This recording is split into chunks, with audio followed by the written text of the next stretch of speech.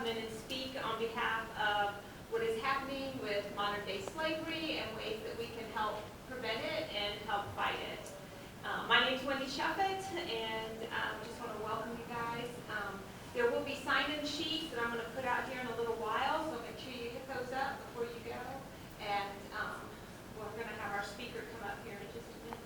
So, as we study human trafficking and modern-day slavery, part of the conversation that we have is not only the realities of it, but what causes it. Why is it around? What are some of the main issues? And part of helping solve the problem is finding ways that we can help address what's causing it. And so one of the things that we've talked about before is how a lot of times human trafficking is like standing in the middle of a river and people are just passing by who are enslaved, and you pull this one out and save them, and you pull this one out and save them. And that definitely works, but part of the solution is to go to the headwaters where the trafficking is beginning and what's causing that. And so some of the conversation that we'll be looking at as we talk about human trafficking will include some of those aspects of what causes that. So our speaker today is Kevin Austin. He lives in Seattle, Washington. And he wanted to come down to Jeff State and talk with us in Birmingham. And this was something that he and I talked about last year. And he said, hey, let me get down there. And so he is the founder and director of the Set Free Movement, which is an international movement dedicated to creating new futures and helping end modern-day slavery. So we're going to have Kevin come up and share with us for a little while. And then we may have a chance to have answers and questions. Let's welcome Great. Kevin.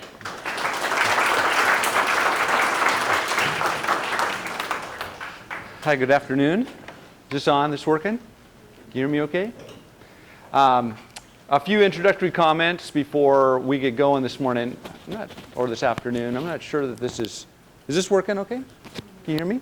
That's working just for my camera. Oh, just for your camera. So I need to stand over here. That's going to be hard to be that disciplined. Some introductory comments before we start. I really need about 8 hours to start to have this conversation because on the one hand, there are some things that are very simple about this conversation. On the other hand, there's some things that are very complicated and takes a lot of conversation. And you will realize that very quickly as we begin, as I start throwing statistics at you and some of the issues that are contributing to modern day slavery. So just know that this is either the beginning of a conversation for you or it's part of an ongoing conversation, but this 1 hour in an afternoon is not going to be enough to really help you to understand the whole thing. So keep going with this. Let this just be one piece of many pieces that help you to understand and engage with this. The other thing I want to say is that at the beginning here, I'm going to be using some statistics, and statistics are challenging things because this is what we know. You'll hear me using language like we think there are, or it is estimated that. It really depends upon where you look in your sources, and the data changes almost every year. So this is what we understand. This is kind of to the best of our knowledge. So when you're looking at these statistics, there's some fluidity to them. So I just want you to know that at the beginning. Now I want to just introduce just a little bit of my story at the beginning. I was a missionary in Thailand for 7 years. And my family and I lived very close to what's considered to be one of the largest sex tourism spots in the world. So I was teaching English as a second language to Thai young men and young women in a high school, and I was helping to pastor a Thai church. And then we would go down the road, about 30 minutes down the road, to a city called Pattaya, which had really good hospitals and really good restaurants and other things. And our daughter needed physical and occupational therapy because she's got a minor case of cerebral palsy. So we would go down to Pattaya every week for her to get the medical care that she needed. And I noticed right away that there were a lot of men that looked like me walking around with young, brown-skinned men and women that looked just like my students. And so I started to investigate what's going on with the sex tourism in Thailand and the prostitution in Thailand. In Thailand, prostitution is illegal. and yet it's thriving. It's considered to be the #1 money-making business of the Kingdom of Thailand. And this town of Pattaya was built completely upon sex. And people would come from all over the world to spend weeks or months in Thailand and just indulging themselves in all sorts of different things. So that opened my eyes, and I started to explore, started to try to figure out, well, what's going on? And I took a trip to the very northern part of the country where Thailand and Burma, Myanmar, meet. And I took this picture of this young child. And I learned on that trip that people were buying children for about $5 US. To be used either in a brothel or a restaurant or on their farm or whatever. And so for the price of really like a Starbucks venti latte, you can buy another human being in the world. Actually, the average price of a human being in the world, a slave, is about $75. That's the average. But in northern Thailand, we were just, like $5 for a child. And I read a book at the time by Kevin Bales called Disposable People. It was one of the very first books written about modern day slavery. And he talks about a whole class of people that are considered to be disposable. You use them up and you throw them away. Just like that Starbucks venti latte, you don't take that container home and clean it out and put it in a special place. You throw it away when you're done with it. And so in our world today, there are whole classes, millions and millions of people who are considered by some to be disposable.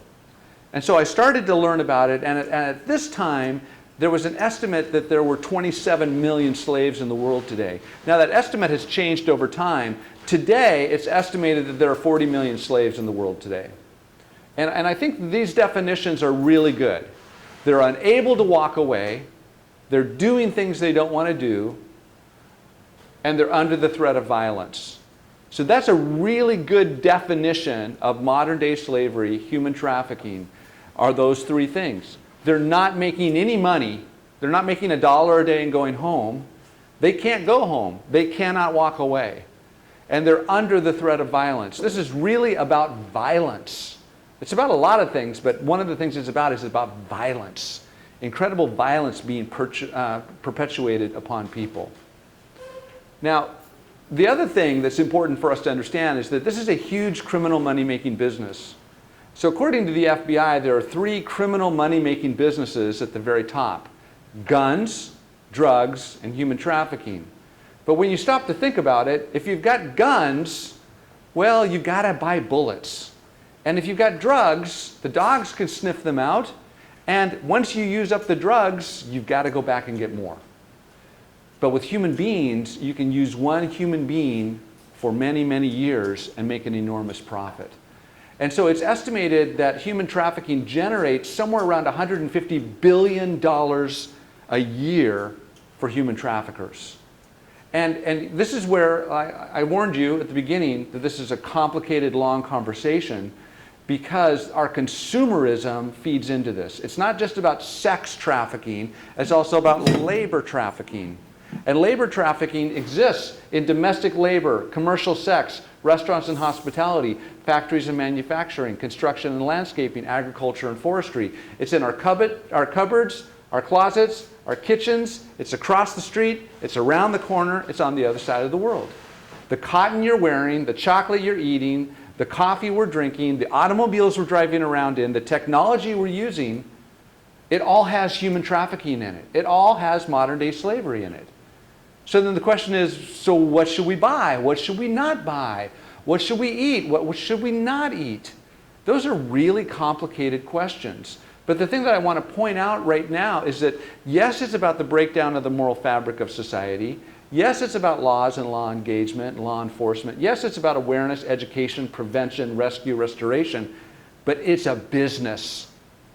It is a huge, huge business made up of the buying and selling of human beings for profit and or pleasure. I keep knocking this poor little water bottle down.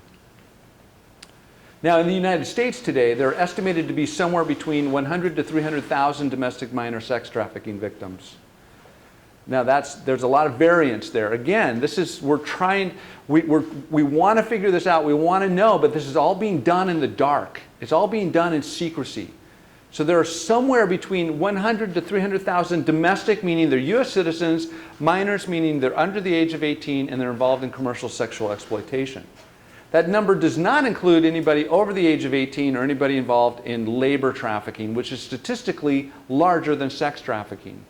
So if you start adding to this number those who are over the age of 18 and those who are involved in labor trafficking, I'm going to estimate that there are probably at least 1 million slaves in the United States today. At least. There could be many more. And what are they doing? They're picking tomatoes in Florida. They're picking blueberries in Michigan. They're working in Chinese restaurants. They're working in nail salons. They're picking apples. On and on and on and on. Now that other number, 70%. Among the men and women who are prostituted in the United States, the men and women who are involved in commercial sexual exploitation, 70% of them at one time were foster kids. So when you start thinking, how do we come up with some solutions? Where do we intersect with this problem and create some hope? Foster kids are incredibly vulnerable to human trafficking. 70% of men and women involved in prostitution in the United States were at one time foster kids. So if you want to do something about this, someday when you grow up and you have a family, get involved in foster care. Get involved in foster care. Help foster kids.